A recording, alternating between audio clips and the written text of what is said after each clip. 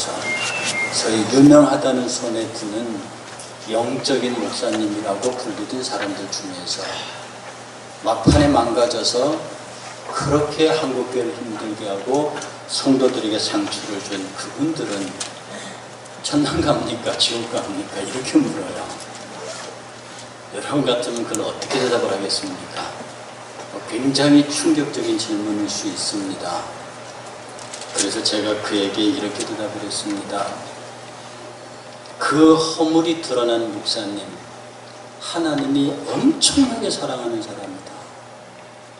그가 얼마나 많은 죄와 얼마나 많이 허물이 있느냐가 중요한 것이 아니라 그가 죽기 전에, 그가 하나님의 어전에 이르러서 심판대에 서기 전에 그 허물들이 다 드러나게 만들어서 그에게 회개의 기회를 주었다는 것, 그 자체가 얼마나 하나님께서 그를 사랑하시겠느냐.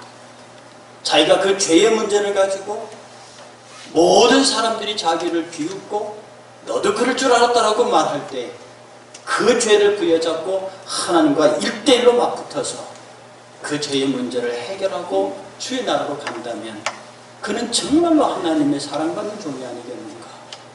그런데 그것이 다 묻힌 채로 그냥 주의 전에 이르렀다가 하나님이 펼치는 행위록 앞에서 그 일을 어떻게 감당하겠느냐. 여러분, 제가 이름을 말하면 알 수 있는 우리나라의 훌륭한 목사님이 참으로 불미스러운 장면이 그 성도, 그 교회 집사에게 들켰습니다. 그래서 이 집사님 교회에 와서 장로님들에게 일러 바쳤죠. 당회가 열렸습니다. 목사님 해임을 결의합니다. 그런데 그 목사님이 해임도 좋지만 나를 해임시키지 말고 내게 회개할 수 있는 기회를 달라. 그래서 그 회의 조건이 뭐냐면 내가 6개월 동안 이스라엘 성지를 걸어서 순례하겠다.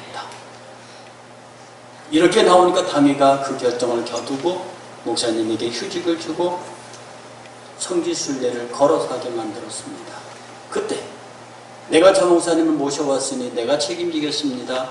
그 당시 청빙할 때 추천했던 두 분의 장로님이 따라가고 그걸 교회에다 일러 바쳤던 장로 집사님도 내가 일러 바쳐서 이렇게 됐다고 그분도 따라가고 이 네 사람이 6개월 동안 예루살렘 성지를 걸어서 순례하면서 눈물로 6개월을 보낸 이후에 나중에 그 목사님은 귀국하셔서 얼마 되지 않아 소천하셨습니다. 우리가 죄를 지을 수 있습니다. 우리가 험한 일을 경험할 수 있습니다. 그러나 그때마다 하나님 앞에서 1대1로 서서 당신이 나를 사랑하시기 때문에 내 영혼의 문제에 관하여 내 삶의 문제에 관하여 주께서 내가 죽기 전에 이 문제를 해결할 수 있도록 나를 도와주십시오라고 하는 그 마음을 하나님이 주신다면 그는 진실로 하나님이 사랑하는 사람입니다. 예수께서요 겟세마네 동산에 올라오셨습니다. 이 겟세마네라는 이름의 뜻은 감람나무 열매를 틀로 밟아 지지긴다는 뜻이 있습니다. 그 감람 열매를 틀 속에 집어넣고 막 틀을 발로 밟아서 그 감람 열매를 지지기고 부시고 문질러서 거기로부터 기름이 흘러나오게 해서 그 기름을 모아서 쓴다고 하는 겁니다. 예수께서는 지금 그리스도라고 하는 성자라는 위치가 아니라 인간 예수 100% 마리아의 아들 요셉의 아들 인간 예수로서 그의 눈앞에 장차 펼쳐지게 된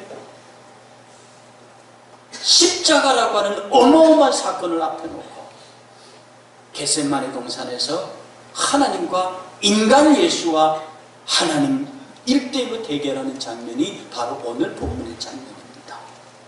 많은 분들이 성경을 읽을 때 그냥 예수 그리스도의 치열한 기도로 그렇게 이해하지만 여기는 인간 예수와 그를 보내신 하나님, 이제 마지막 역사의 클라이막스에서 두 분이 격돌하는 장면입니다.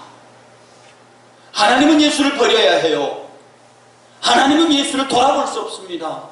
그를 십자가에 매달아야 하고 그를 죽여야 합니다. 모든 고난 가운데 거기는 당신의 아들이라는 개념도 없습니다. 오직 죄짓고 타락하고 망가져버린 인간들을 살리기 위한 제물로서 그 아들을 버려야 합니다. 그 아픔이 얼마나 크고 그 고통이 얼마나 큰 줄 알기 때문에 인간 예수는 이 잔이 내게 내가 꼭 이 잔을 마셔야 합니까? 하실 수 있거든 이 잔을 내게서 지나가게 하십시오. 얼마나 치열합니까? 얼마나 간절합니까? 인간 예수와 창조주 그 보내신 하나님이 1대1로 마주서서 예수께서 하나님을 향하여 제발 나를 도와달라고, 제발 나와 함께 해달라고, 제발 하나님 나에게 져달라고 소리치고 있는 겁니다.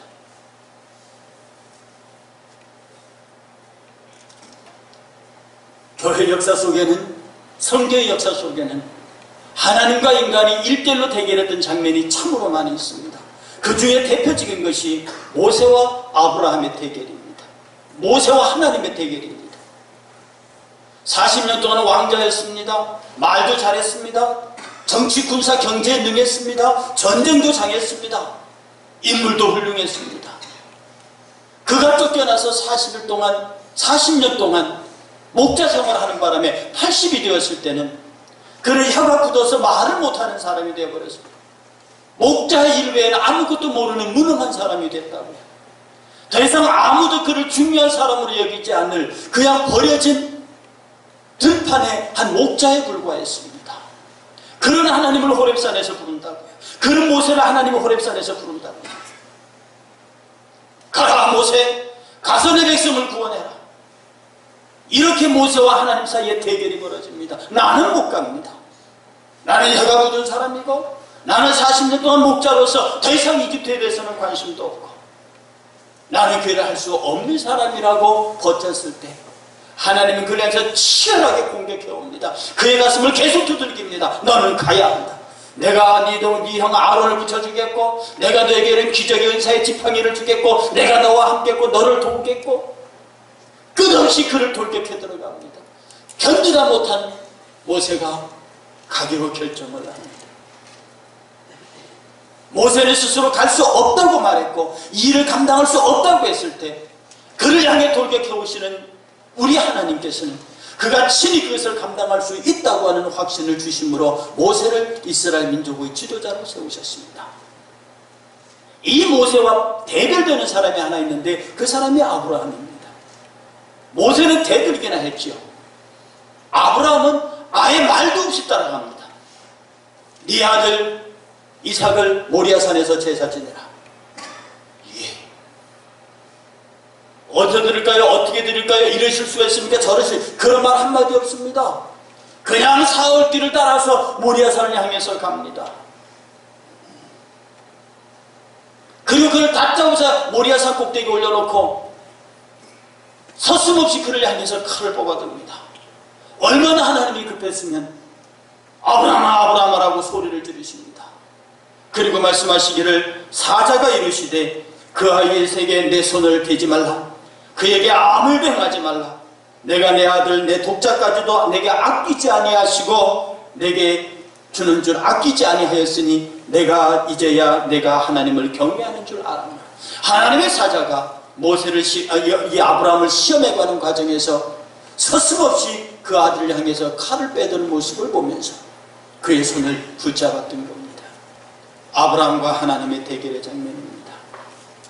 모세는 버텼지만 아브라함에게는 가장 소중한 것을 빼앗아 가시려고 합니다. 여기에 그가 울며불며 저항할 수 있음에도 불구하고 아브라함은 온전히 그를 쫓아가는 순종의 길을 통해서 그가 갈대아우를 떠날 때에 내가 네 친척 본토 아비에 지을지나 내가 내게 지시할 땅으로 가라. 지명된 땅이 아니라 어디로 보낼지도 모르지만 그곳으로 가라고 했을 때 그 역시 말없이 떠났습니다. 그는 저항하지 않았습니다. 저항하지 않음으로 하나님과 대결했습니다. 하나님 이렇게 하시든지 저렇게 하시든지 좋습니다. 어차피 당신이 불러내시는 것이고 나는 불러냄을 받은 사람이고 당신이 주신 아들이고 당신이 앞으로 그러니까 당신이 모든 것을 결정하십니다. 어떤 면에서 모세와는 정반대의 성향의 사람입니다. 이 아브라함과 이 모세의 중간 형태의 사람이 있는데 그게 누구냐면 야곱입니다.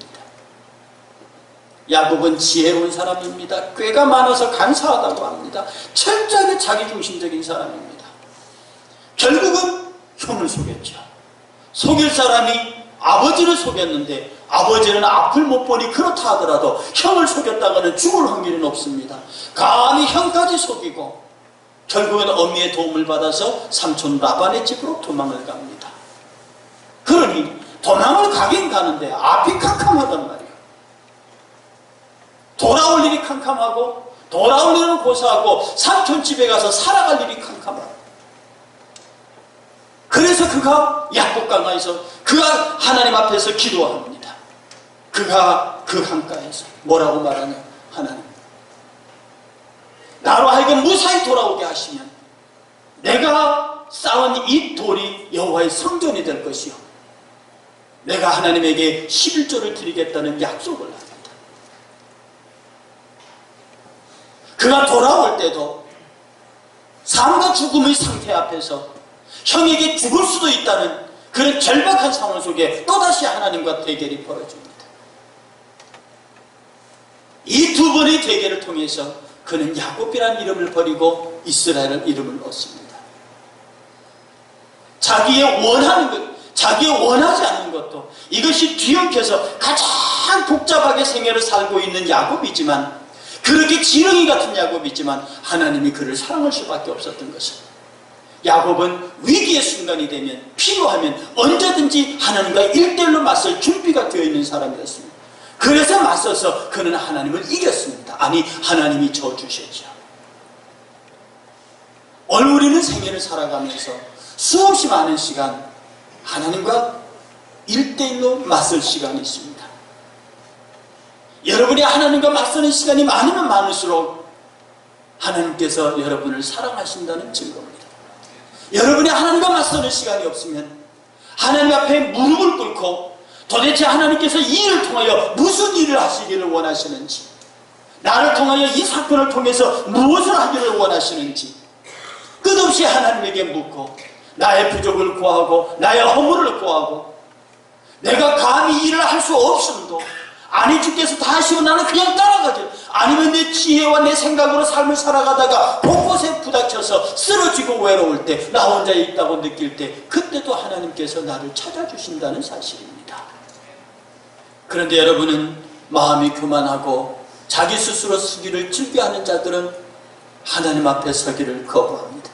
신 앞에 단독자로 서서 하나님이 나를 축복하실 것인지, 하나님께서 나를 어떻게 인도하실 것인지, 하나님께서 나를 어떻게 역사하실 건지에 대한 치열한 질문이 없는 사람, 그냥 모르는 대로, 그냥 흘러가는 대로 자기 생애를 맡겨놓고 사는 사람, 하나님은 그를 향해서 돌격해오지도 않으십니다.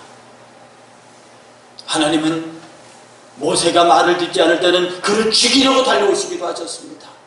하나님은 이스라엘 백성이 당신의 뜻을 따랐을 때는 가차없이 이방을 들어서 그를 치셨습니다. 어떤 때는 폭풍우처럼 몰아다니죠. 어떤 때는 거센 바람처럼 어떤 때는 불같이 다가옵니다. 이스라엘 백성을 향하여 무수하게 많은 하나님의 돌격하심이 있을 때마다 이스라엘은 그 앞에서 엎드려졌고 하나님과 1대1로 섰습니다. 여러분 돌이켜보십시오. 여러분의 생애 속에서 여러분을 찾아오셨던 하나님은 안 계셨습니까? 여러분 앞에 하나님은 언제나 어떤 모양으로 오셨습니까? 여러분은 여러분 앞에 있는 하나님의 실존조차도 느끼지 못하고 사신 것은 아닙니까?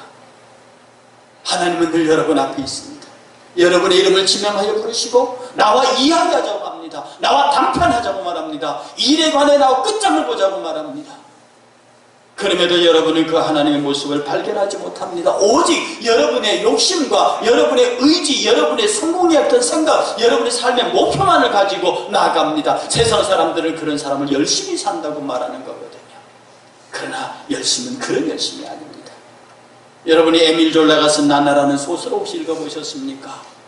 거기에 주인공이 나나입니다. 나나는 아름다운 여인이었습니다. 그런데 가난한 집에서 태어났습니다. 그래서 내가 돈을 벌어보겠다고 그가 선택한 직업이 고급 창녀였습니다. 얼마나 아름다웠던지 귀족이며 백작, 고급 장교들이며 돈 많은 은행가들이 그 여인을 찾아왔습니다. 그리고 그 여인으로 말미암아 수많은 돈을 탕진하고 망하기도 했습니다. 그 여인은 많은 돈을 벌었습니다. 그러나 궁궐 같은 집에서 그녀의 마지막은 천년두로 죽어가는 것이었습니다. 그리고 그가 마지막에 그 병으로 죽습니다. 이 에밀 졸란이 그 소설을 통해서 우리들에게 말하고 있는 것은 무엇이냐면, 아무리 치열하게 살아도, 아무리 열정적으로 살아도 인간의 그 열정과 치락이 만들어내는 것은 쾌락이며, 그 쾌락은 우리로 하여금 가장 완전하게 인간을 파멸시킨다라고 하는 것은 그 메시지를 우리에게 줍니다. 예수 그리스도 없는 치열함, 예수 그리스도 없는 열심, 예수 그리스도 없는 내 자신의 목적지향적인 삶은 나와 모두를 한꺼번에 파멸시키는 도구가 된다고 하는 사실입니다. 열정이 좋습니다만 그 열정이 하나님 없는 열정은 우리로 하여금 망하게 합니다. 이 열정을 영어로 enthusiasm이라고 말합니다. 신 안에 들어가는 것을 말합니다. 이 열정은 종교적인 언어였습니다. 제가 열정적이라는 말이 그 말의 출발이 종교적인 겁니다. 신 속으로 들어가는 겁니다. 신의 모습과 합치하려고 하는 그의 노력을 열정이라고 말합니다. 제가 오늘 새벽에 이 말씀을 준비하면서 도대체 이 예수 그리스도의 겟세마네의 열정, 이 겟세마네에서 하나님과 예수 그리스도의 치열한 대결 앞에 이것을 도대체 우리에게 어떻게 적용해야 합니까? 이 말씀을 어떻게 풀어가야 합니까? 내가 이 말씀에 결론을 맺지를 못하겠습니다라고 고민했을 때 주께서 내게 주시는 내 마음속의 감동은 뭐냐면, 지금 너희들의 새벽기도의 주제가 무엇이냐? 어디까지 지금 안 되냐? 예, 마음이 가난한 자, 애통하는 자, 마음이 온유한 자, 의에 줄이고 목마른 자, 여기까지 왔습니다. 주께서 그것이 아니겠느냐?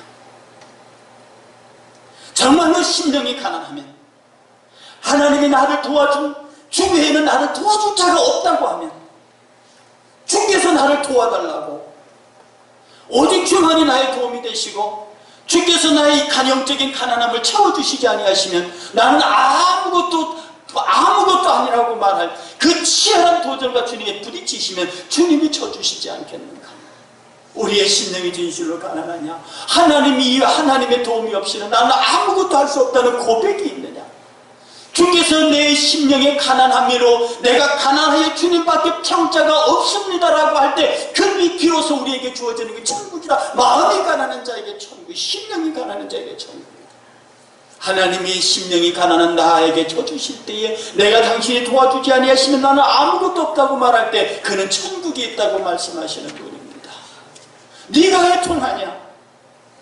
하나님이 너를 사랑하시고 너를 구원하셨음에도 불구하고 너는 여전히 죄를 짓고 너는 여전히 하나님에게 불평하고 너는 여전히 하나님에게 대항하는 네 자신이 애통스럽지 아니하냐? 네가 사랑하는 사람들이 너희 곁을 떠나서 세상을 향하여 가고 네가 사랑하고 네가 좋아하는 사람들이 하나님의 말씀을 거스려서 제멋대로 살고 있을 때 너의 마음이 아프지 아니하냐?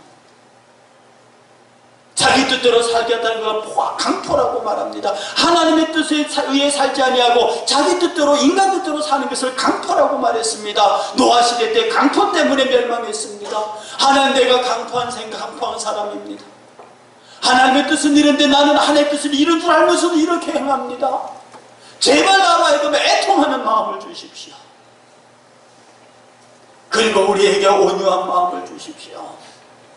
예수 그리스도의 그의 선하심을 따라서 하나님의 성품을 배워갈 수 있는, 왜 이렇게 내가 세상이 좋은지, 왜 이렇게 내가 세상의 일들과 세상의 쾌락들이 좋은지, 그리스도의 온유한 성품을 내가 가질 수 있도록 나를 도와주십시오 라고 주님 앞에 매달릴 때에 주께서는 우리에게 그 온유함의 끝에 위로를 주신다. 위로는 무엇인가? 위로란 말이 가까이 부른다는 뜻입니다. 내가 하나님 앞에 애통하고 있을 때, 내가 하나님 앞에 온유함을 구하고 있을 때 내게로 가까이 오라. 내 그를 그의 품에 품으시고 내 등을 쓰다듬며 염려하지 말라, 근심하지 말라, 두려워하지 말라, 놀라지 말라, 내가 너와 함께 함이니라.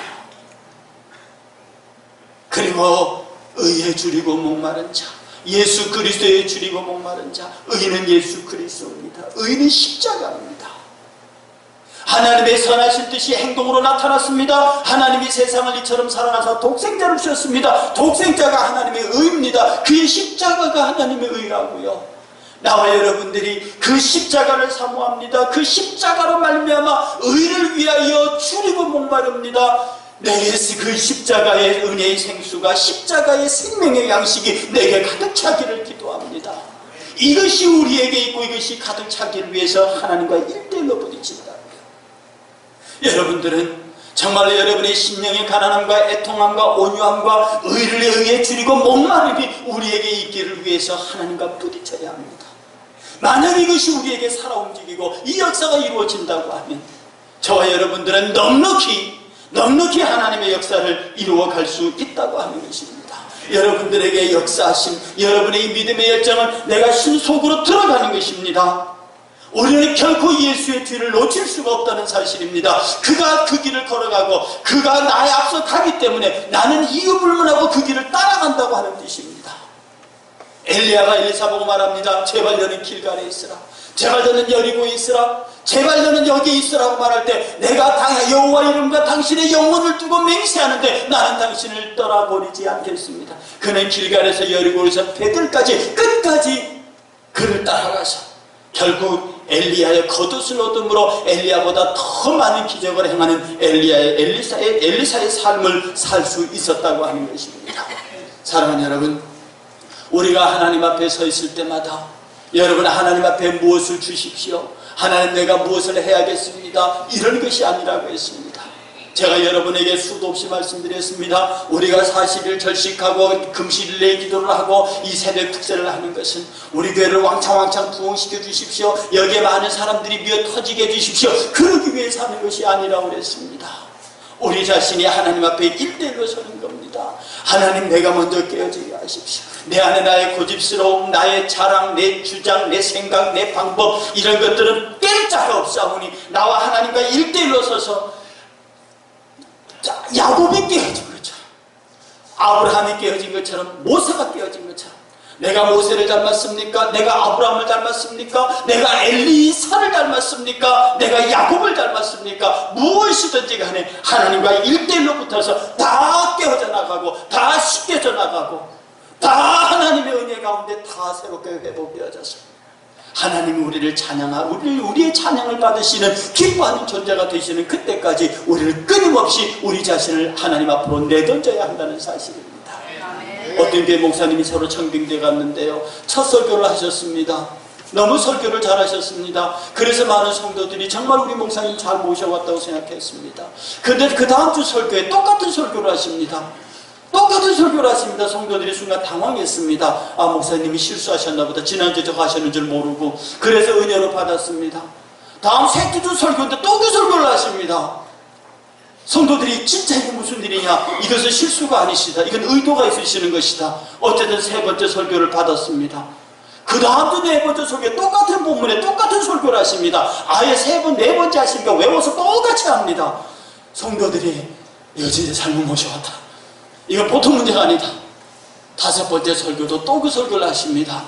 장로들이 모였습니다. 목사님 만났습니다. 목사님 왜 이러십니까? 서운한 거 있으면 말씀하시죠. 왜 똑같은 설교를 5번이나 하십니까?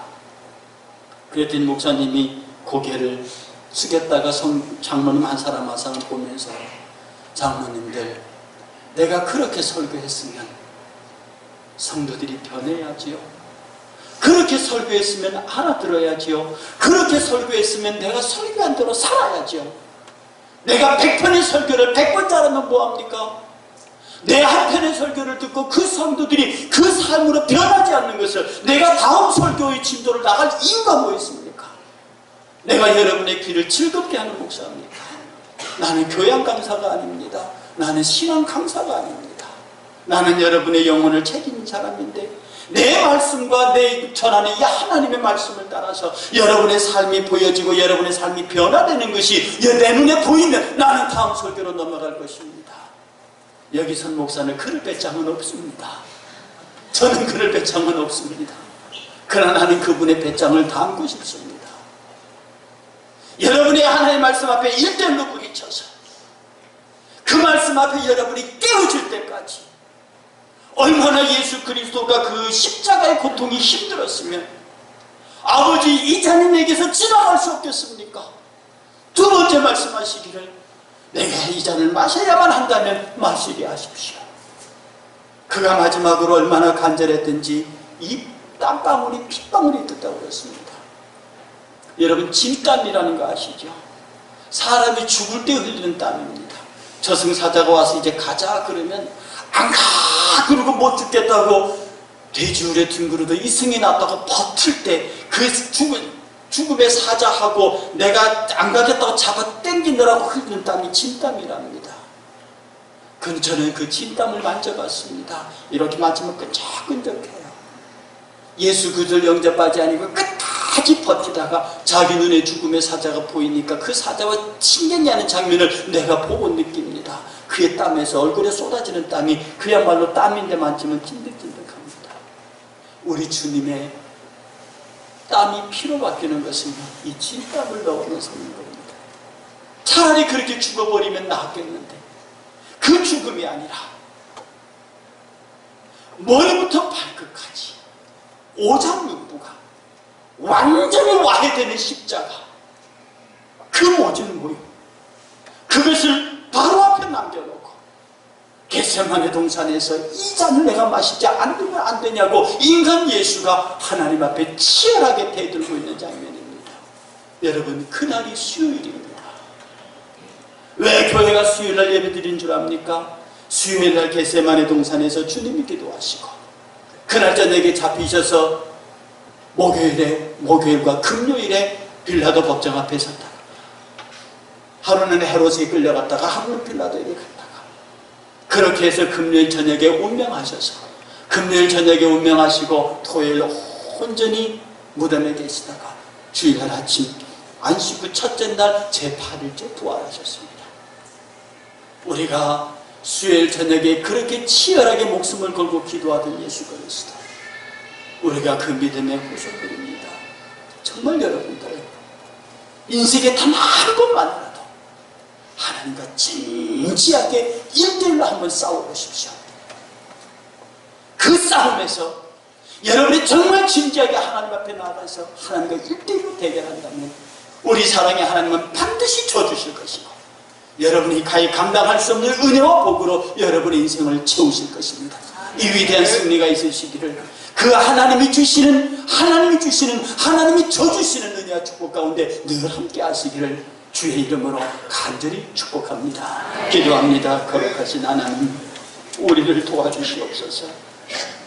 이 얼마나 고집이 센 인간인지 내 고집대로 살고 내 생각대로 살고 하나님의 생각은 안중에도 없고 내 힘으로 내 마음대로 일하면서도 주의 뜻대로 일한다고 고집을 피우고 영적인 무감각 속에서 하나님의 마음을 아프게 하는 일이 얼마나 많은지 모릅니다. 우리의 겟세마네가 어디입니까? 세상을 가장 치열하게 그리스도의 힘으로 살아가야 할 우리들의 겟세마네는 어디입니까? 저기 앉아있는 젊은이들의 겟세마네는 어디입니까? 여기 연로하시는 우리 어르신들의 겟세마네는 어디입니까? 우리 열심히 일하고 있는 젊은이들과 우리 청장님들의 겟세마네는 어디입니까? 우리의 눈에 보이는 겟세마네 동산은 없지만 분명히 우리의 겟세마네는 준비되어 있습니다. 그곳에서 주님이 기다리고 계십니다. 그곳이 지금 여기가 어디인지 우리는 모르지만 언제 어디서라도 여러분들이 주님과 맞닥뜨린다면 우리는 그 싸움에서 반드시 주의 도우심을 주님 앞에 열정으로 빠져들어가는 승리가 있도록 주님 도와주시기를 원합니다. 주님을 사랑합니다. 주의 열정으로 우리들을 이끌어 주옵소서. 겟세마네 그 피눈물의 기도로 저희들을 이끌어 주사 우리도 그 위대한 영적 승리를 경험할 수 있도록 도와주옵소서. 하나님, 저희들 앞에 서 주시옵소서. 예수님의 이름으로 간절히 기도하옵나이다. 아멘.